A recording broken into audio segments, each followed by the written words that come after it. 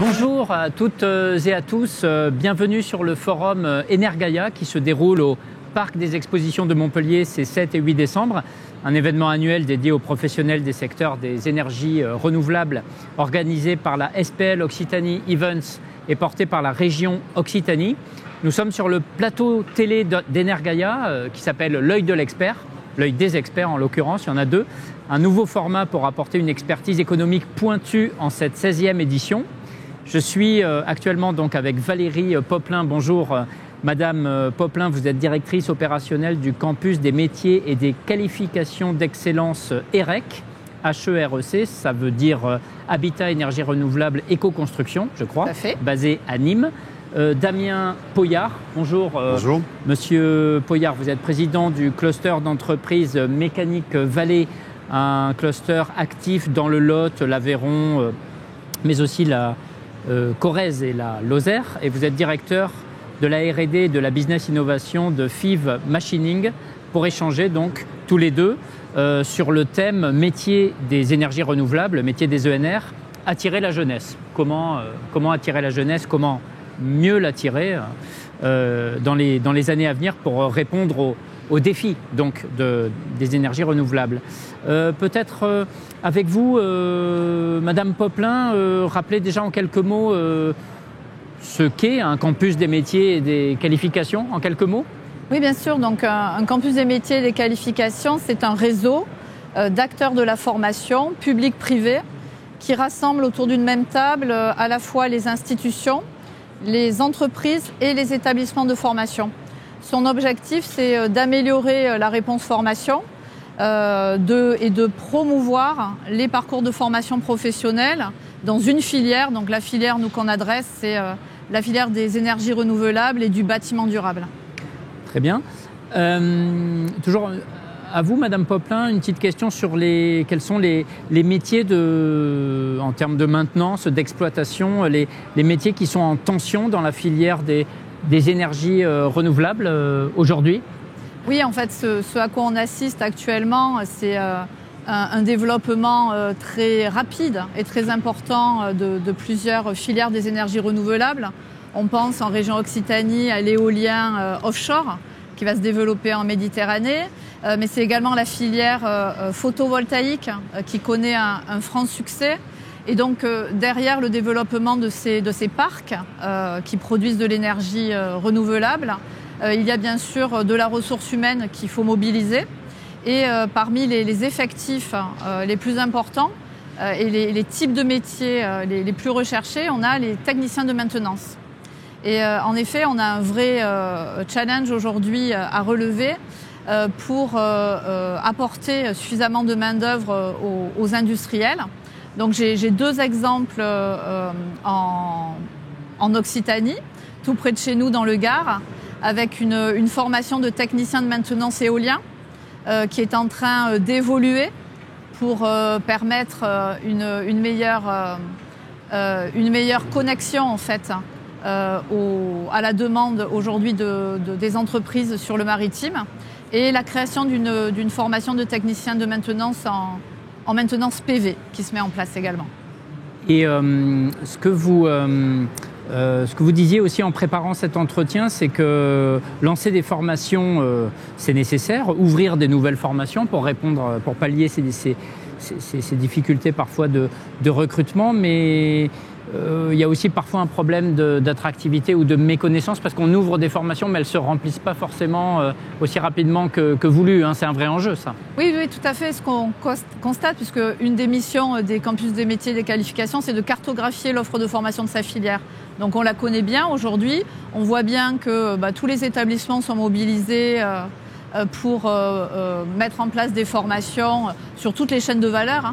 La problématique aujourd'hui, c'est que lorsqu'un métier est peu attractif, c'est-à-dire que lorsqu'on rencontre au niveau des entreprises des difficultés de recrutement, les établissements de formation recrutent les mêmes difficultés pour attirer dans leur section de formation. D'accord. Une question à tous les deux. Quelques exemples d'actions concrètes que vous mettez en place pour attirer la jeunesse vers ces métiers des énergies renouvelables. On peut peut-être commencer avec vous, Monsieur Poyart, des actions concrètes. Communication par l'exemple. Pour revenir, m'être présenté en tant que représentant de Mécanique Vallée, c'est 160 entreprises industrielles sur un secteur de l'Occitanie qui va de Rodez jusqu'à Limoges. Et aujourd'hui, sur 11 000 salariés, on a un nombre de postes ouverts qui est le double d'avant la crise. Juste pour donner un témoignage d'un besoin de l'ensemble des entreprises industrielles, on a 800 postes ouverts en permanence aujourd'hui. Alors pas que dans les énergies renouvelables, bien sûr. Pas dans les énergies renouvelables, mais... c'est quelle part les énergies renouvelables dans votre cluster à peu près Alors aujourd'hui, on est de l'ordre de 10%, pas plus. On est quand même un cluster qui s'est construit sur 3 piliers que sont l'aéronautique, l'automobile et la machine-outil, mais qui cherche des relais de croissance et de diversification par rapport, je dirais, aux difficultés qu'on a pu rencontrer dans la crise du Covid, les entreprises étant certaines trop centrées sur une seule activité, quoi. Donc cette notion d'attractivité des métiers technologiques quelque part, parce que les difficultés qu'évoquait Madame de l'attractivité pour un technicien de maintenance, que ce soit ENR ou que ce soit sur une machine-outil, ou que ce soit sur, je dirais, en France, de manière générale, ce sont les mêmes. Donc la réponse que nous, industriels, on apporte, c'est de s'impliquer. C'est-à-dire que l'offre de formation est là. La qualité de la formation est bonne. Je ne serai pas l'industriel qui dira l'enseignement n'est pas... Non. En revanche, ensemble et avec effectivement les organismes de formation, qu'est-ce qu'on met en œuvre pour donner envie aux jeunes de nous rejoindre?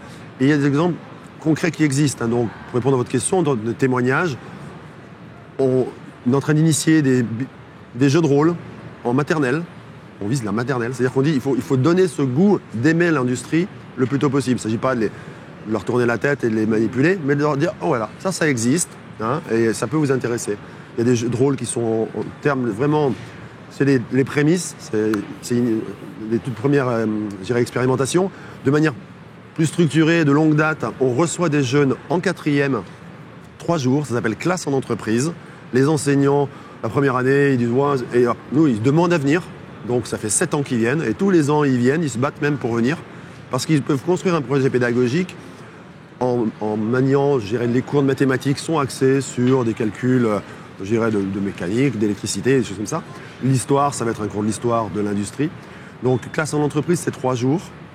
Ensuite, ça va être intervenir dans les cursus de formation. On va interconnecter l'industrie et l'enseignement pour être présent et visible. Ça peut aller jusqu'à donner des cours en bac professionnel, bac plus 2, bac plus 5.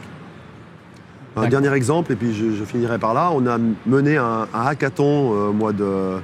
Récemment, il y a 3 semaines. Je me suis personnellement impliqué dans une journée à animer 6 jeunes de terminale générale, terminale professionnelle et première année de BTS. Franchement, même pour moi, étant responsable de l'innovation, je leur ai apporté un problème technique. Voilà, on veut optimiser la consommation énergétique d'une machine-outil. Alors, on n'est pas dans les ENR au sens propre, mais on est quand même dans l'impact environnemental de notre activité industrielle. J'étais face à des jeunes qui avaient plein d'idées, qu'il fallait un peu Bénur qui tient ses chevaux, là, de les tenir. Ils ont fait une présentation à 15h, etc. Il y avait 50 jeunes, une dizaine d'industriels, des enseignants. Un genre d'exemple qui fait que les jeunes, ils comprennent, ils voient le lien entre... Ils nous l'ont dit, mais c'est nos cours. Alors, ils ont des cours théoriques, on ne va pas remplacer les cours théoriques par ça, mais ça leur donne du concret et envie de nous rejoindre.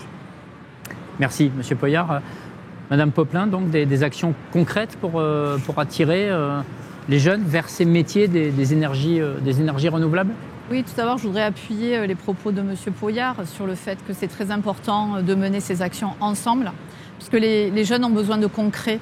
Et lorsque c'est la parole de l'entreprise qui rentre dans les établissements et qui donne justement une présentation de ces métiers avec des témoignages, du concret, du réel, et lorsque ces témoignages, qui plus est, sont menés par des jeunes eux-mêmes, qui viennent d'intégrer l'entreprise ou qui sont en apprentissage, on sent qu'on est plus efficace, qu'on capte bien l'attention, le langage ou des jeunes et qui sont en apprentissage, par exemple. C'est de pair à pair. Et ça fonctionne bien. Donc, on met en place ce genre d'opération avec beaucoup de témoignages et ça fonctionne bien. Aujourd'hui, on se rend compte qu'il faut massifier ces opérations. D'où l'intérêt ça veut dire quoi, massifier? Alors les massifier, c'est-à-dire pour avoir de l'impact, il faut qu'on soit tous ensemble avec toutes les parties prenantes de l'orientation. On pense à la région, bien sûr, les pôles emploi, parce qu'il faut aussi s'adresser aux personnes qui veulent se reconvertir, pas seulement à la jeunesse. Il faut travailler avec les clusters d'entreprises, les pôles de compétitivité, vraiment mettre en place tous les acteurs autour des campus des métiers et des qualifications pour aller dans le plus de départements, dans le plus d'établissements possibles. C'est pas déjà le cas à travers, par exemple, les salons TAF, Travail Avenir Formation de la région, non, c'est pas... Si, bien sûr. Je sais pas, peut-être ma question est complètement à côté de la plaque, je sais pas. Mais pas du tout, qu'est-ce qu'il faudrait faire de nouveau, qui n'existe pas aujourd'hui?